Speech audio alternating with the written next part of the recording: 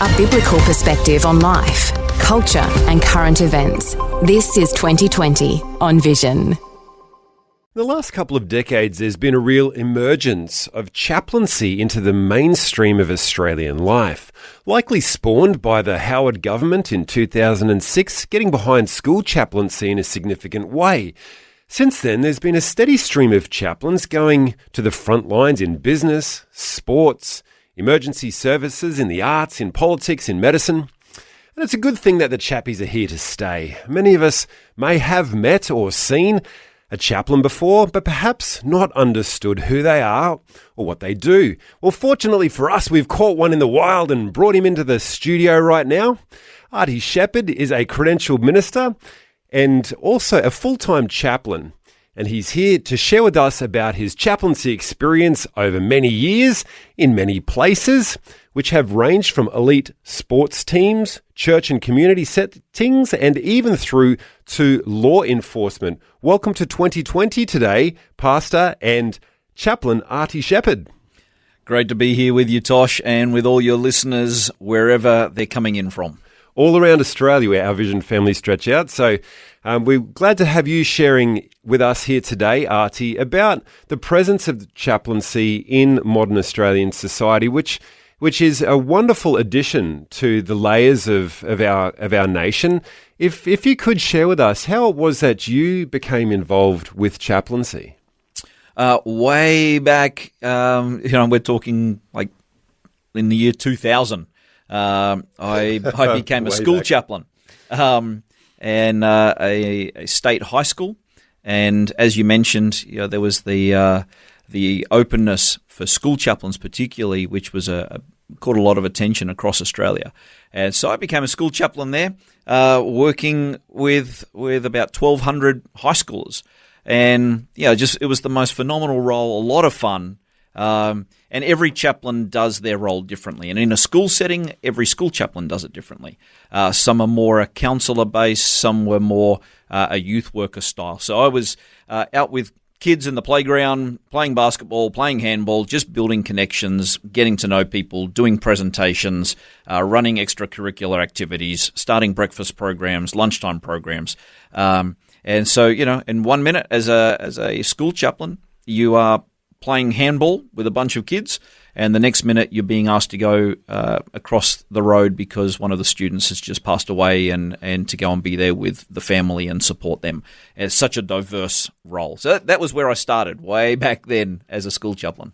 And since that time in 2000, the year 2000, up until now, how have you seen the role of chaplains in Australia coming to the fore? What's been fascinating is that in so many parts of our society, Christian influence, as we know, has kind of been pushed or sidelined or questioned in a secular society that we are. And so in so many places, the influence of churches perhaps has been pushed out or questioned. But at the same time, the influence of chaplains has been welcomed in.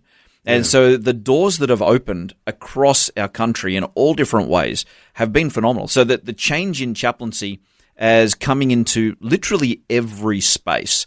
So, personally for me, as you mentioned, I've been a school chaplain. I am a sports chaplain, and I am now working as a full-time chaplain in first response law enforcement with a police service. But there are chaplains in marketplaces, hospitals, prisons, communities, shopping centres, all over the place. We got chaplains in local government areas. The opportunities are endless. It's like there's a tension between those writing policy about how they would probably like to see Australian society function, and maybe the church at the edges of that, maybe even pushed off the edges, as we may have seen in some instances lately. But there is this desire in the community for the connection that the church brings through chaplaincy, through the heart-warming that the chaplains bring.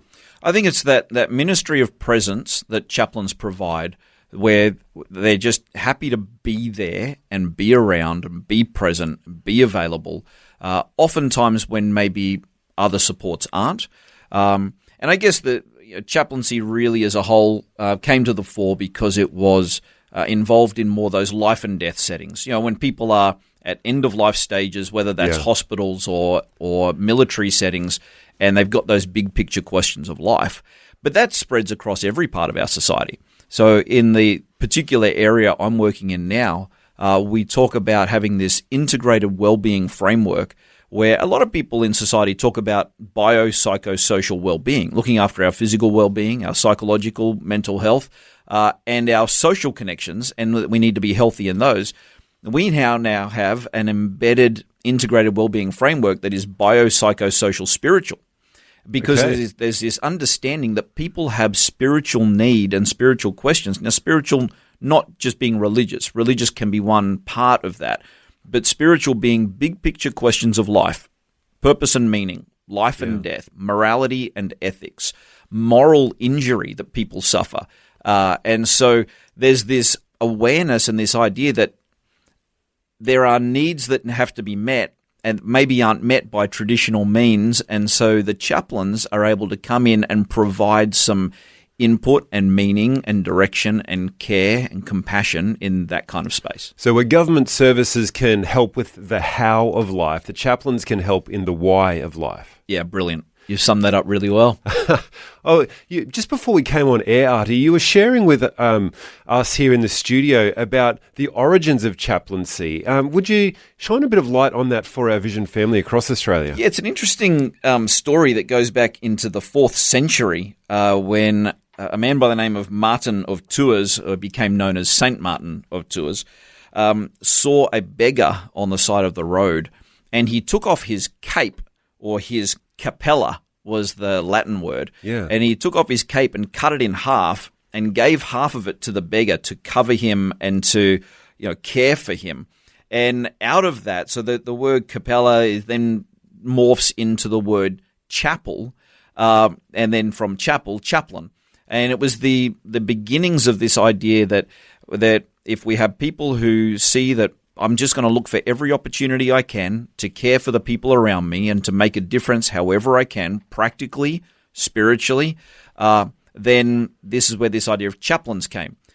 Monarchs and kings started to have royal court chaplains who were there to help care for the spiritual needs.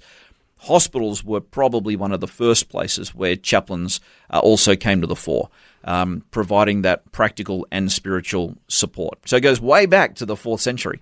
So it's a sense of creating a covering or a sense of safety for people who perhaps would be exposed to different issues and different challenges. That's right. And coming alongside them and looking after, like I said, both the practical physical needs as well as those big picture purpose spiritual needs. So often the support that I provide to people can look as simple as driving them to a hospital appointment. Yeah. And then on the other hand, it might be responding to a critical incident where someone has just been killed, right through to providing presentations to conference settings for officers in charge of stations. So it's such a varied kind of role.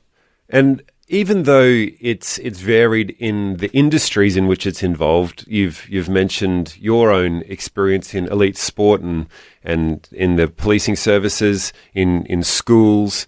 Do you find that even though it's present in different sectors of society, there is that same dynamic range of action or activity for the chaplains that find themselves serving in one area or another? Absolutely. It's every sphere of influence for a chaplain might look different, but the opportunities are very similar.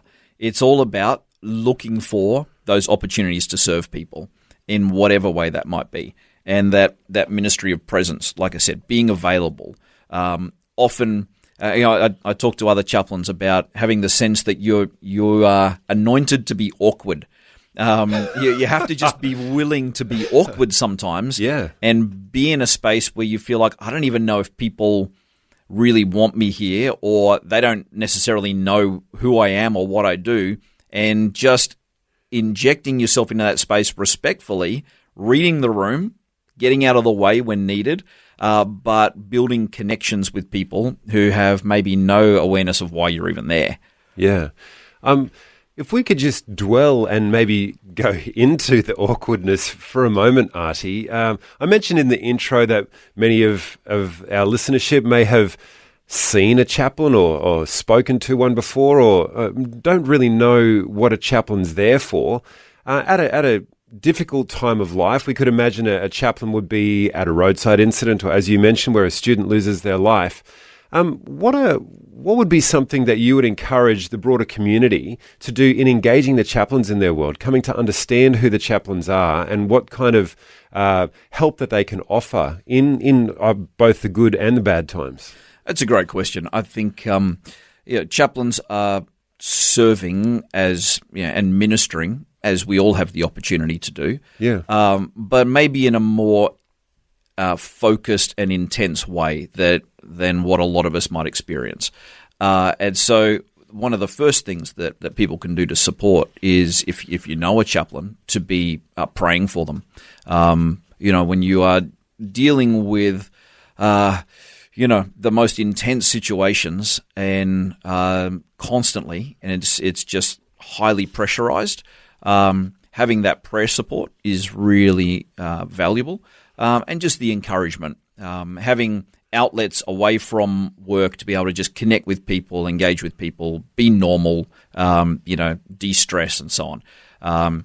And again, I mean, every chaplaincy space is different. Some are much more pressured than others. And like I said, when I was a school chaplain, I mean, most of it was just a lot of fun, really. Yeah. You're just building bridges. But the support that people can provide, I know when I get encouragement from people and people let me know they're praying for me, it just means the world. If we're in the community, Artie, and we've got a need of our own, or we know someone who has a need, what kind of encouragement would you give to our listeners about approaching a chaplain? Because realistically, chaplains aren't withering flowers. They're not going to be weaklings who can't handle. They've probably heard worse stories than the ones that we could bring them. What kind of encouragement would you give to our Vision family to just reach out and ask a chaplain, hey, could you help me with one thing or another?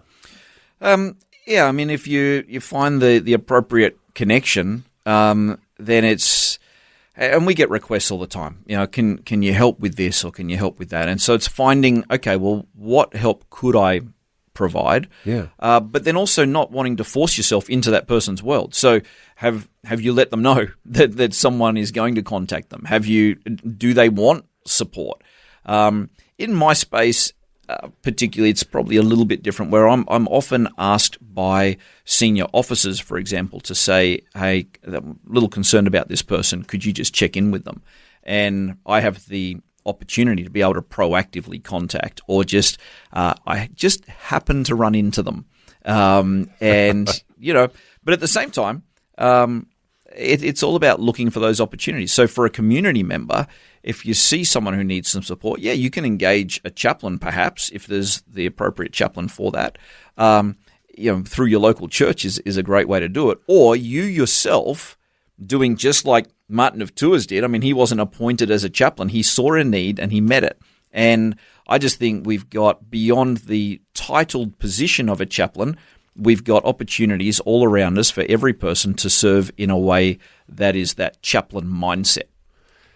Speaking of Martin of Tours and this commencement of chaplaincy via the illustration of the capella or the cape, you guys provide a covering or a cape for people in the community who are facing the most challenging times of their life. That must come with some emotional baggage that you walk away with. How do you guys get covering yourselves? Yeah, and we get asked that question all the time. People are always asking, so who's looking after you? Yeah. I have to do all the same things that I'm telling the people that I'm looking after to do for themselves, to look after their biopsychosocial spiritual well-being. I've got to do those same things.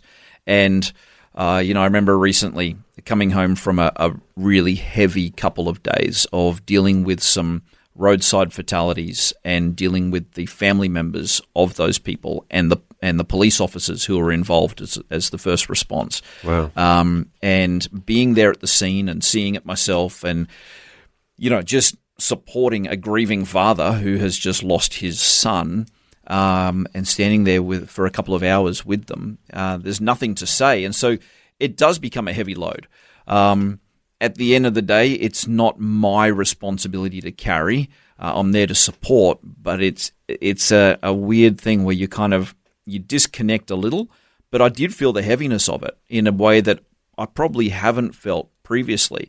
And I remember coming home and my dog was waiting for me at the front door, and I just sat down real quiet, and he just gave me a big cuddle, and it was just like, take a deep breath, but looking after my spiritual care, so prayer, gratitude, sleep, diet, exercise, relational connection, processing, debriefing, talking to a professional supervisor. All those things are absolutely essential to be able to process that. There's people listening in right now, Artie, as a chaplain who've got that compassionate heart, who like to reach out, who like to help other people. What encouragement would you give them in exploring the possibility of going down the road of chaplaincy? Like I said, though, there are endless opportunities. And so it's partly about find an area that you've got a passion for or a connection with, and find, how can I meet a need here? What can I do to support? And the vast majority of chaplaincy opportunities in Australia are volunteer ones, and there's an endless amount of them. And so, shadow a chaplain, contact one of the chaplaincy organisations and just find out, what do I need to do? What study can I do? What qualifications do I need? Is there someone that I could just spend a day with and see what the role even entails? People who with a mercy, compassionate gifting are often drawn to that, but sometimes the consistency of the heaviness and the weight of it may not be the right fit. You've got to find, or it's just about, it may not be right full time for them, but being able to engage, serve, help, and then disengage could be a good thing for them. And as a final thought, Artie, what would you as a chaplain like to say to our listeners across Australia? I think if the big encouragement, if people could take away, is, again, and I've said it a couple of times, but the vast array of opportunities. In sporting clubs, there are literally about 7,000 sporting clubs in Australia who have requested sports chaplains. Wow. And we haven't been able to fill that need. There are opportunities everywhere. And so rather than complaining about maybe the lack of opportunities or the church influence being pushed out, let's see the opportunities that are there. And if we can step in and fill the gap, provide that practical and spiritual care, we will just be surprised at the difference that makes right across our nation. Brilliant, Artie. Thanks so much for joining us here on 2020. Thanks, mate. Thanks for having me, and thank you to your listeners. Thanks for taking time to listen to this audio on demand from Vision Christian Media. To find out more about us, go to vision.org.au.